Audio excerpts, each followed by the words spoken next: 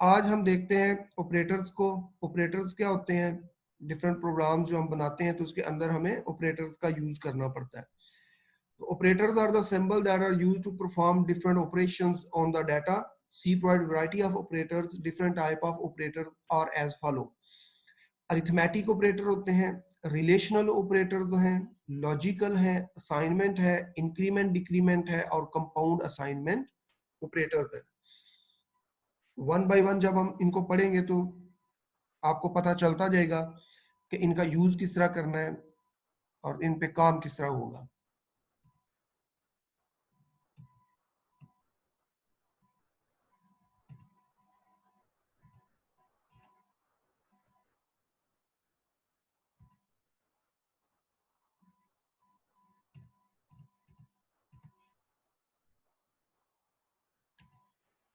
जब भी हम कोई ऑपरेटर यूज करते हैं तो उसके बाद वो एक्सप्रेशन बन जाती है। सर ये लिखा हुआ a प्लस बी, तो इसमें प्लस m डिवाइड n, ये डिवाइड और ये प्लस, ये क्या है? ऑपरेटर्स हैं। और ऑपरेटर के लेफ्ट राइट के ऊपर ये ऑपरेंड्स होते हैं और ये पूरी जो है इसको हम कहते हैं ये एक एक्सप्रेशन बन गई है। तो एक्सप्रेशन क्या होती है? Statement that evaluates to value is called expression. Expression gives us a single value. Expression consists of operators and operands. Expression जो है इसके अंदर ऑपरेटर्स और ऑपरेंड्स यूज होते हैं। ऑपरेटर क्या है? Operator is a symbol that perform some operation and operand is the value on which operator perform some operation. Operands can be a constant, variable और कॉम्बिनेशन ऑफ बोथ। यानी operand जो है जिसके ऊपर ऑपरेशन होना है वो कांस्टेंट भी हो सकता है, वो वेरिएबल भी हो सकता है। इस तरह ये देखें, ये लिखा हुआ a प्लस बी और इधर लिखा हुआ है x प्लस 100। ये 100 एक कांस्टेंट है, x एक वेरिएबल हो सकता है। यहाँ पे a प्लस बी जो है ये दोनों वेरिएबल हो सकते हैं। एक्सप्रेशन में consist of any number of operators and operand. कोई भी एक्सप्रेशन जो है उसमें आप अपनी मर्जी के ऑपरेटर लगा सकते हैं और ऑपरेंड जो है वो यूज कर सकते हैं। अब सबसे पहले हम पढ़ते हैं अरिथमेटिक ऑपरेटर्स को। और अरिथमेटिक ऑपरेटर्स क्या होते हैं? ऐसे ऑपरेटर्स जिनके साथ हम मैथमेटिकल काम करेंगे उनको हम कहेंगे arithmetic operator. Arithmetic operator is a symbol that perform mathematical operations on data. जो डाटा है उसके ऊपर हमने अगर कोई मैथमेटिकल काम करना है फिर हम अरिथमेटिक ऑपरेटर यूज करेंगे। अरिथमेटिक ऑपरेटर्स कौन से हैं? ये लिस्ट आपके सामने दी हुई है। ये एडिशन यानी प्लस का साइन, सब्ट्रैक्ट करना है तो माइनस का साइन, मल्टीप्लाई करना है तो ये मल्टीप्लाई का साइन, डिवीजन करनी है तो ये स्लैश का साइन लगाना है। और अगर हमने दो नंबर्स का मॉडुलस लेना है, रिमाइंडर लेना है, तो ये जो परसेंटेज का साइन है यहाँ पे इसको हम लगाएंगे मॉडुलस ऑपरेटर के लिए। तो इस तरह ये आपने ऑपरेटर याद रखने हैं। इनको अभी हम प्रैक्टिकली परफॉर्म भी करते हैं तो आपको इनके रिजल्ट का भी पता चलेगा कि किस तरह से इनको हमने यूज करना है। आपने ये जो आखिरी ऑपरेटर है मॉडुलस और डिवीजन, इसको जरा ध्यान से समझना है कि जब हम दो ऑपरेंड के ऊपर ये डिवाइड का ऑपरेटर लगाएंगे तो ये किस तरह काम करेगा और अगर हम ये परसेंटेज वाला साइन लगाएंगे तो ये किस तरह काम करेगा। ये जो मॉडुलस ऑपरेटर है इसको आप रिमाइंडर ऑपरेटर भी कह सकते हैं। मॉडुलस ऑपरेटर को रिमाइंडर, रिमाइंडर का मतलब क्या है कि दो वैल्यूज को जब आप डिवाइड करेंगे तो जो नीचे एक चीज बच जाती है। सर हम डिवाइड करते हैं 10 और 3 को, 10 डिवाइडेड बाय 3, तो 10 डिवाइडेड बाय 3 में नीचे क्या बचता है? 1। तो ये हमें मॉडुलस ऑपरेटर बताएगा कि दो नंबर्स को डिवाइड करें तो जो नीचे वैल्यू रिमाइंडर जिसको हम कहते हैं वो क्या होगा। Modulus operator work only with integer value. ये पॉइंट भी आपने याद रखना है कि मॉडुलस ऑपरेटर का इस्तेमाल हमेशा आपने इंटीजर वैल्यू के साथ करना है। कभी भी दो फ्लोटिंग पॉइंट नंबर का रिमाइंडर आप मालूम नहीं कर सकते।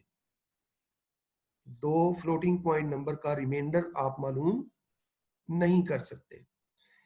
इसी तरह if modulus operator is used with the division of 0 the result will always be 0. For example the expression 0 mod 5, यानी 0 को आप अंदर रख के बाहर 5 से डिवाइड करें, तो ये आपने अपने रजिस्टर के ऊपर, अपने बुक के ऊपर इसको करना है कि 0 को अंदर रखें और 5 को बाहर करें। तो जब 0 अंदर होगा 5 बाहर होगा तो आप किस पे डिवाइड करेंगे? ऊपर क्या लिखेंगे? 0। तो 5 मल्टीप्लाई 0, अंदर 0 आ जाएगा और नीचे जो रिमाइंडर आएगा वो भी 0 ही बचेगा। तो 0 mod 5 का आंसर क्या आएगा? 0। इसी तरह द एक्सप्रेशन 3 mod 5, यानी 3 डिवीजन में ऊपर रखा हुआ है और 5 से हम डिवाइड कर रहे हैं। तो 3 छोटा है, 5 बड़ा है, कभी भी ये पूरा डिवाइड नहीं होगा। तो इसको आपने 0 से फिर डिवाइड कर देना है। तो जब 0 से डिवाइड करेंगे तो 0 मल्टीप्लाई 5 0 हो जाएगा और आंसर में नीचे क्या आ जाएगा? 3। तो रिमाइंडर जो बच के आएगा वो क्या आएगा? वो 3 आएगा। समझ आ गई होगी। इसको अभी हम प्रैक्टिकली भी करके देख लेते हैं। अब ये जो हमने ऊपर एक्सप्रेशन पढ़ी है, अगर तो ऑपरेटर दरमियान में प्लस माइनस के लगे हुए हैं तो इसको हम कह सकते हैं कि ये अरिथमेटिक एक्सप्रेशन है, क्योंकि इसके अंदर जो ऑपरेटर लगाए हमने वो प्लस माइनस डिवाइड के लगाए हुए हैं। तो arithmetic expression is a type of expression that consist of constant variables and arithmetic operator is called arithmetic expression.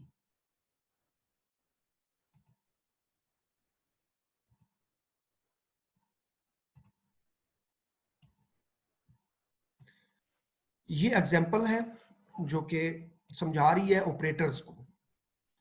जो ऑपरेटर हमने प्लस माइनस मल्टीप्लाई डिवाइड और मॉड का पढ़ा है,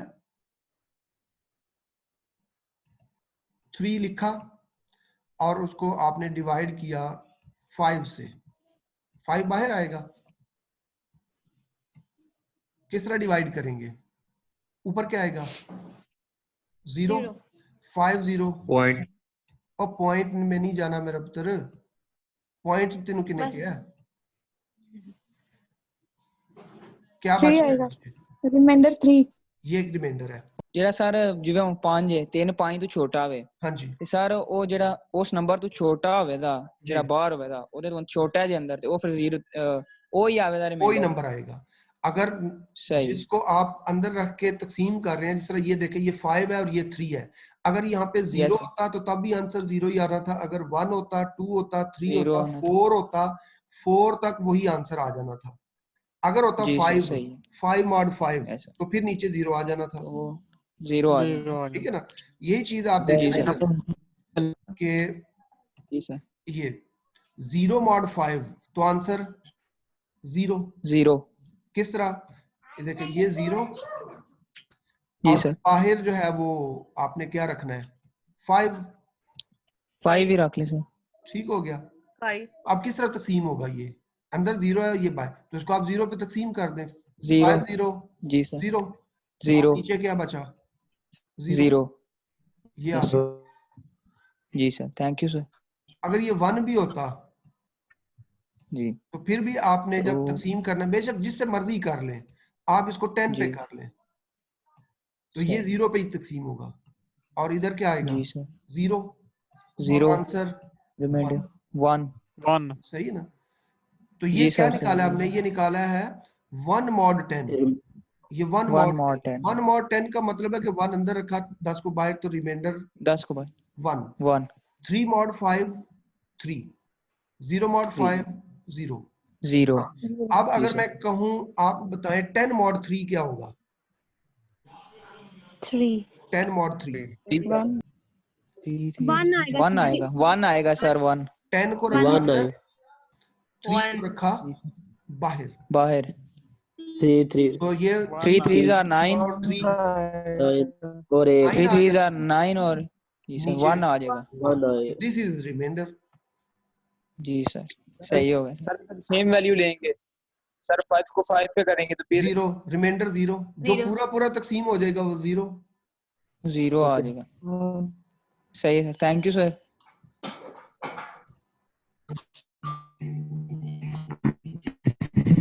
इसी तरह यहाँ पे आप देख रहे होंगे ये एग्जाम्पल, इस एग्जाम्पल के अंदर भी यही काम है कि आप ए और बी की वैल्यू ले रही है, ए 10 है और बी क्या है 5 है, तो जमा करेंगे तो ये तो सिंपल है 15, माइनस करेंगे तो 5, ज़रब देंगे तो 50। अब अगर तो लगा हुआ है ए डिवाइड बी, तो डिवीजन हमेशा ऊपर का रिजल्ट देता है कोशंट। ये जो स्लैश है ये कौन सा रिजल्ट देती है? कोशंट वाला, ये ऊपर वाला। डिवीजन। और मॉड हमेशा ये वाला रिजल्ट देगा। ये आपने चीज याद रखनी है इन ऑपरेटर्स की। अगर ए डिवाइड कर रहा है तो आंसर 2 है। अब ये देखे 10 अंदर है 5 बाहर है, 2 पे तकसीम हो जाएगा तो 2 आ जाएगा। ए मॉड बी, ठीक है जी, ए को अंदर रख लिया 5 को बाहर, तो पूरा पूरा तकसीम हो जाएगा और रिमाइंडर में क्या आ जाएगा? 0। 0। अब ये चीज भी आपने जहन में रखनी है कि अगर कोई आपको कहे 7 डिवाइड 2, 7 डिवाइड 2, तो आपने इशारिये में जवाब नहीं देना। क्वोशंट क्या आएगा? 3। 7 डिवाइड 2 आंसर क्या है? 3 है। वो किस तरह? क्रॉस वाली रकम छोड़ देनी है। 7 3, ये दोनों किस Divide टाइप two. के हैं? ये फ्लोट है या इंटीजर है? Float. 3 और 7 Integer. फ्लोट है। Integer type, integer integer type है जब सर, आपको इंटीजर। ये दोनों वैल्यूज इंटीजर की नजर आ रही हैं तो आपने डिवीजन हमेशा इंटीजर की ही करनी है। इंटीजर में इंटीजर में लेके आनी है, ठीक है सर। 3 तो ये बनेगा 6 6, और 1 आपने नीचे बचा देना है। 3 डिवाइड, ये 7 डिवाइड 3 का आंसर क्या आना चाहिए? 2 2 आना 2 चाहिए। आ गया।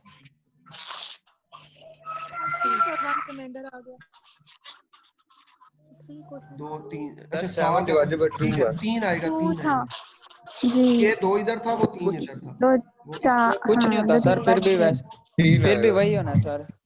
आंसर वही आएगा। ये 7 हो गया, चलिए किसी ये 2 है। आंसर 3 आएगा। 3 3 2 ऊपर 3 आर 6, और 6 और ये 1 नीचे, नीचे एक नीचे ये आ गया। 3 आएगा। लेकिन अगर ये 3 होता आंसर आ गया। अगर ये होता 2.0 और ये होता 7.0, तो फिर जी आंसर सर। आपने चेंज करके बताना है। फिर आपने आंसर बताना है 3.5। 5 अब ये 5 फ्लोट का है 7.0 2.0। अब आप इशारिये में तकसीम कर सकते हैं। वो किस तरह? अब फिर आप क्या करेंगे, ये 7.0 लगा हुआ है जी सर। और ये 2.0 है, सही। ठीक हो गया। तो फिर ये बचा 1 और ये 0 नीचे आ गया और उसके बाद 2 वही यहाँ पे इशारिया लगा और फिर ये 5। तो ये आंसर अब जो आएगा वो 3.5 आएगा। और रिमाइंडर 0। रिमाइंडर 0, रिमाइंडर तो आ ही नहीं सकता ना। फ्लोट में आपने रिमाइंडर की बात ही नहीं करनी कि फ्लोट में रिमाइंडर क्या आया। फ्लोट का रिमाइंडर हम फाइंड नहीं करेंगे, नहीं कर सकते। सही। अब हम इसका प्रोग्राम बना लेते हैं।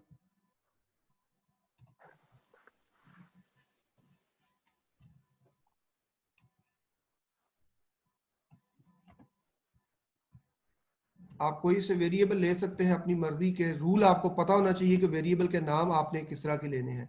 यहाँ पे ए और बी दो वेरिएबल लिए। ए को मैं कुछ दे देता हूँ वैल्यू 10 और बी को मैं वैल्यू दे देता हूँ 3। उसके बाद मैं प्रिंट एफ लगाता हूँ।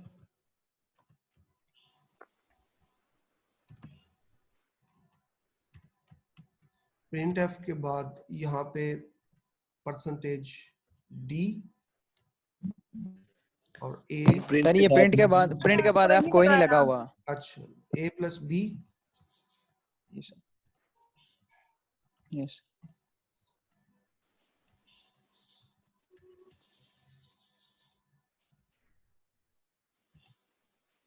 /n फॉर न्यू लाइन,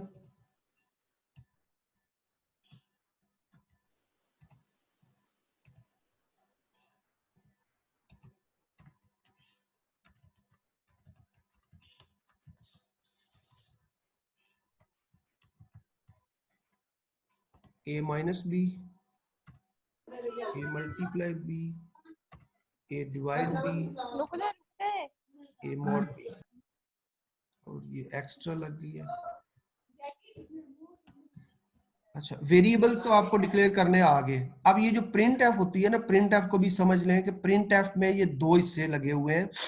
एक ये जो डबल कोट में लगी हुई चीज है ना, ये वैसे भी डिटेल आएगी आगे, तो अभी पहले समझ लें इसको। ये परसेंटेज डी का मतलब है कि ये प्रिंट एफ में खुद चीज नजर नहीं आ रही, ये सिर्फ एक वैल्यू लेती है। कहां से लेती है? ए प्लस बी से, और उसको शो करती है। तो अब ए प्लस बी की वैल्यू क्या है? 10 और 3, ये 13% डी को मिलेगा और वो इसको शो करेगा। और स्लैश एन का मतलब है कि नेक्स्ट आउटपुट न्यू लाइन पे चली जाए। तो फिर इसी तरह पहली आउटपुट आप अपने वर्क कर लेंगे, क्या आनी चाहिए? ये 13 आनी चाहिए। ये क्या आनी चाहिए? इस प्रिंट ऑफ का आंसर क्या आना चाहिए? 7। 7 सर। इसका 30 आना चाहिए। अब इसका क्या आना चाहिए? और इसका क्या? 3। और इसका 1 1। mod 1 इसका 1 सर लास्ट वाले का सर 3 1 ये कंपाइल हो गया। कंपाइल होने के बाद इसको चला दिया। ये इस तरतीब से आंसर आ रहे हैं। पहला आंसर ए प्लस बी का 13, ए माइनस बी का 7, ए मल्टीप्लाई बी का 3, 30, ए मल्टीप्लाई बी का 30, ए डिवाइड बी का 3, 10 तकसीम 3, तो ये 3 आएगा और रिमाइंडर में 1 आएगा। अब अगर आपने इन आंसर को इस तरह शो करने के साथ लिखा भी आए कि ये 13 किस चीज की वजह से आया है, तो वो चीज भी आप अपनी प्रिंट एफ के साथ ऐड कर सकते हैं। यानी ये जो प्रिंट एफ है, अभी आपको जो आंसर नजर आ रहे हैं उसमें सिर्फ ये नजर आ रहा है लिखा हुआ 13, 7, 30, 3। आप कहते हैं ये 13 क्या है, 7 क्या है, किस वजह से 13 आया है, तो वो रीजन आपको नहीं पता चल रही अगर आउटपुट में, तो फिर आप हर आउटपुट के साथ यहाँ पे बता सकते हैं sum of two numbers is, यहाँ पे आप बता सकते हैं difference of two numbers is, ये डिफरेंस, फिर multiplication of two numbers is, यहाँ पे डिवीजन आफ्टर डिवीजन, ये आंसर आएगा। और यहाँ पे mod of two numbers is. ये आउटपुट देना आपकी जिम्मेदारी है, आपका काम है कि आपने किस तरह आउटपुट देनी है। अगर हम इस तरह आउटपुट देना चाहते हैं तो इस तरह दे देंगे, हर चीज आपके हाथ में है। Sum of two numbers is 13, difference of two numbers is 7, multiplication of two numbers is 30, after division 3 आएगा आंसर, और mod of two numbers is 1। आप इस चीज को किसी और तरीके से भी शो कर सकते हैं। सम ऑफ, यहाँ पे आप लिख सकते हैं sum of percentage d and percentage d is percentage D.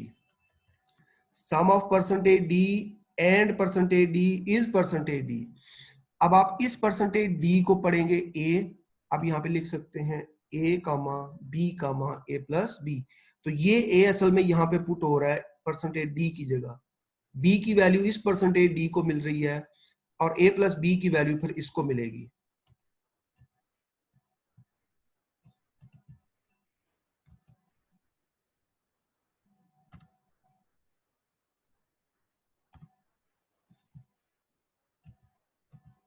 Sum of 10 and 3 is 13. Difference of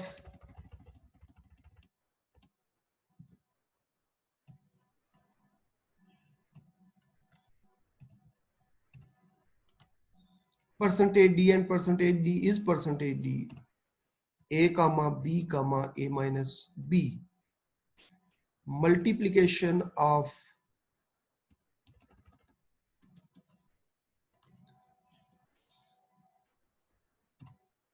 a comma b comma a multiply b.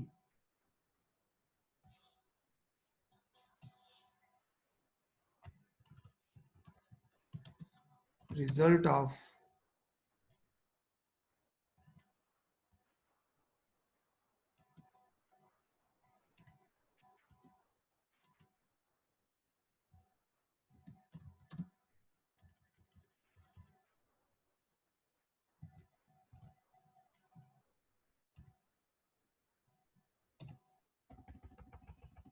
mod of percentage d and percentage d is percentage d.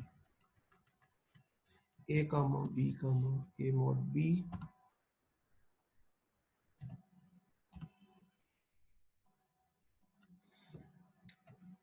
तो अब आपने अपनी मर्जी से output को इस तरह show करवा दिया है कि सम of 10 and 3 is 13, difference of 10 and 3 is 7, multiplication of 10 and 3 is 30, result of 10 divided 3 is 3, mod of 10 and 3 is 1.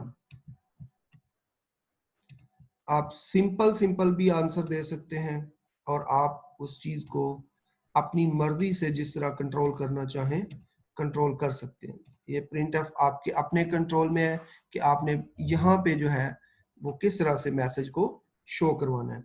और अगर आप सिंपल इधर लगा देते हैं जी percentage d plus percentage d equal to percentage d, तब भी ठीक है। फिर आप लगाते हैं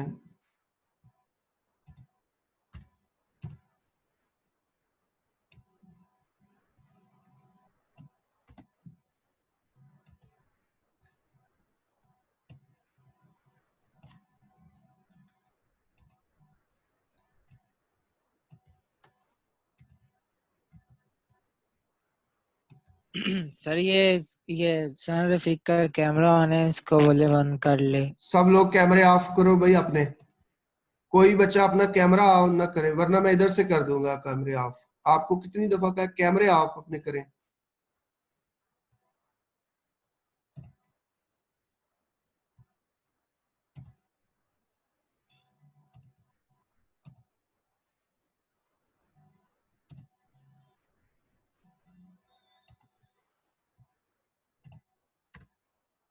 प्लस माइनस मल्टीप्लाई डिवाइड और मॉड।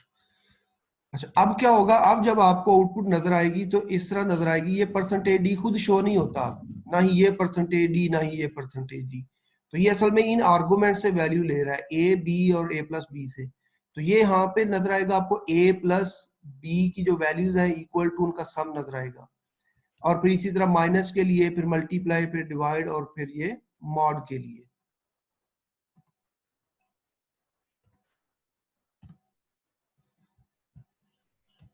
ये आपको इस तरह आंसर शो करेगा। 10 प्लस 3 इक्वल 13, 10 माइनस 3 7। रिजल्ट यही निकाल रहा है। ये जो प्लस माइनस यहाँ पे ऑपरेटर का जो एवेल्युएशन हो रही है वो इधर हो रही है, ये सिर्फ डिस्प्ले पे लगा हुआ है ये चीज। अगर ये आप जो लास्ट मार्ड क्यों लगाया है? वो एक दफा आपको 2 मार्ड लगाने पड़ेंगे। वो इसलिए क्योंकि एक मार्ड आपको ये लगा नजर आता है, एक मार्ड कभी लगा नजर नहीं आता, इसलिए 2 लगा देते हैं, एक नजर आता है। असल ऑपरेशन ये कर रहा है, ठीक है जी। ऑपरेटर ये असल लगे हुए हैं, ये सिर्फ डिस्प्ले पे लगे हुए हैं। इधर आप अगर हर जगह प्लस कर दें तो आपको प्लस नजर आना शुरू कर देगा, लेकिन रिजल्ट आपको सही दे रहा होगा। आप कहेंगे कि लगा तो प्लस हुआ लेकिन रिजल्ट क्यों सारे डिफरेंट है। Yes sir. तो ये आपका अपना का मसला है कि आपने जो है ना वो इस तरह किया है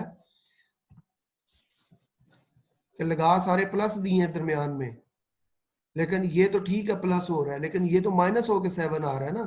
तो असल में जो माइनस हो रहा है जी वो सर। ये यहाँ पे वेरिएबल्स माइनस हो रहे हैं, ये मल्टीप्लाई हो सर रहे जी हैं जी। इनका रिजल्ट ठीक आ रहा है, लेकिन ये आपने खुद प्लस लगाए हैं, वो ऐसे ही नजर आने हैं जी। सर ये सर डिस्प्ले जी डिस्प्ले के लिए होगा सिर्फ? हाँ जी, ये डिस्प्ले दिखा रहा है बस आपको समझने के लिए। सही सर है जी सर। जी जी। हम एक ही लाइन में डिस्प्ले नहीं कर सकते? कर सकते हैं, किसने कहा नहीं कर सकते। फिर नेक्स्ट लाइन में नेक्स्ट लाइन मुश्किल हो जाएगा। नहीं, वो इस तरह इजी है, टीचर ने समझाया था हमें। भाई मसला ये है हेलो कि अस्सलाम आपके वालेकुम। जहन में जो है वो आप कर सकते हैं, क्यों नहीं कर सकते। आपको किसने कहा कि इस तरह करें, आप इस तरह कर ले लो। ये इस तरह ज्यादा चाहती लंबा मेथड है। नहीं, वो देखना चाहती है ना कि हो सकता है कि नहीं हो सकता। लो इस तरह हो जाएगा, ठीक। अगर इस तरह खुश होते हैं तो इस तरह हो जाए। ये लो, नहीं नहीं सर, आप जैसे करवा रहे हैं ठीक। ये लो, अब ठीक है। अब कुछ समझ आ रही है इसमें कि क्या हो रहा इस तरह है। तो ठीक से समझ भी नहीं ना आ रही। हाँ, तो यही मसला है ना।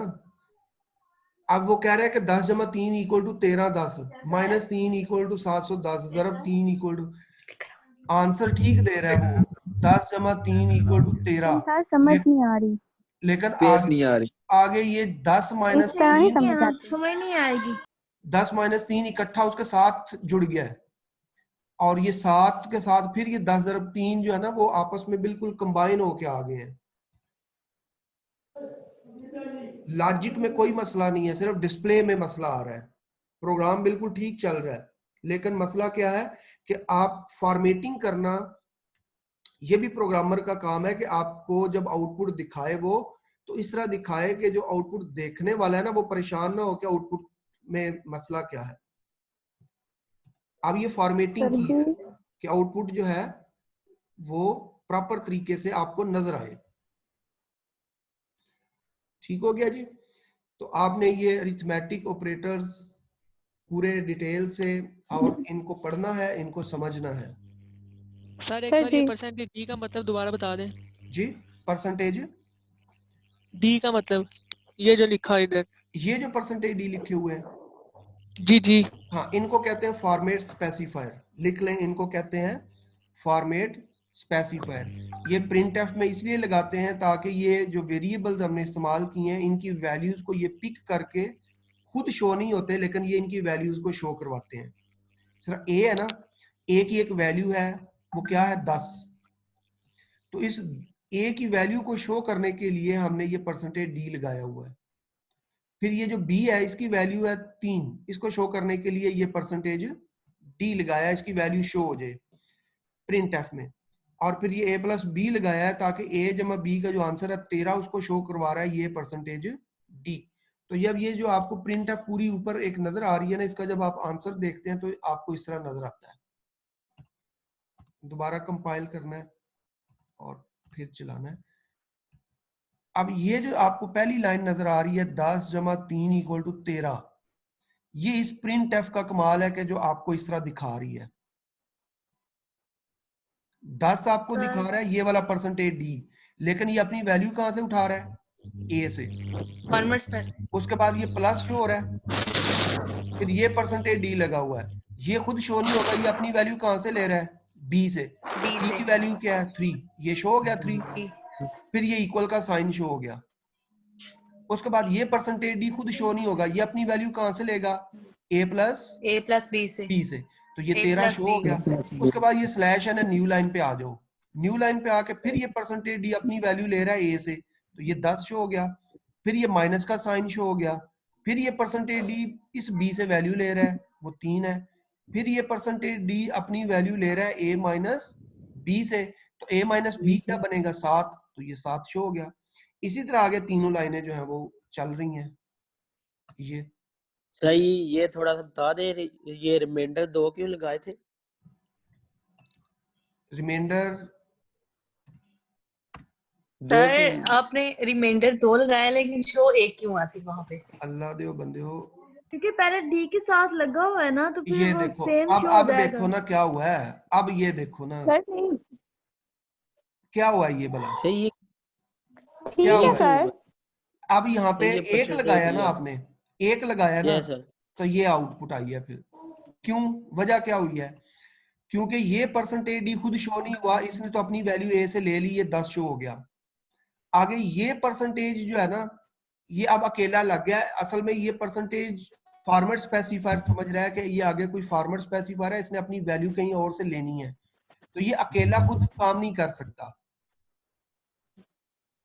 ठीक यस है, सर। जब आपने इसको अकेला यूज किया ना, तो ये क्या किया इसने, इस परसेंटेज को इस परसेंटेज के साथ ये दो इकट्ठे हो गए, दो इकट्ठे होके इसने एक शो कर दिया। कौन से वाला? ये शो हो गया, और फिर आगे ये डी शो हो गया।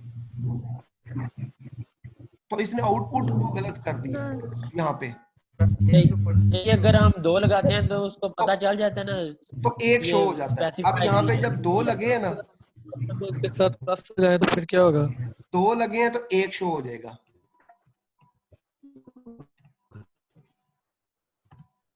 सर जी मेरा नेक्स्ट लेक्चर स्टार्ट ओके हो जी, गया। अल्लाह हाफिज। ठहर जी 1 मिनट में अल्लाह आपकी हाफिज। अटेंडेंस ले लूं। अच्छा सर हम printf की जगह cout यूज कर सकते हैं। C++ में कर सकते हैं आप। सर सी में सिर्फ यही लाजमी है। हाँ जी, अगर आपने सी में कोड करना है तो सी के अंदर आपको सी के अंदर प्रिंट एफ और स्कैन एफ इस्तेमाल करनी है।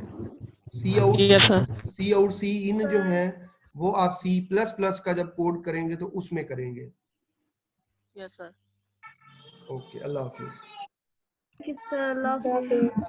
अल्लाह हाफिज। Thank you Allah sir. Okay, इसकी खुदा प्रैक्टिस हाफिज। करनी है आप, हाफिज, इसको अल्लाह चलाएं अपने ओके मोबाइल सर। के ऊपर सब लोग।